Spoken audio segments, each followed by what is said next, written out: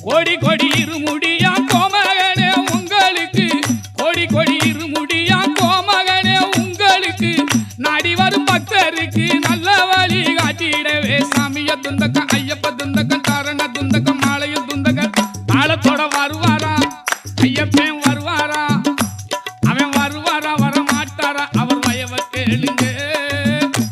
வரம் தருவாரா தர மாட்டாரா அவர் தயவை கேளுங்க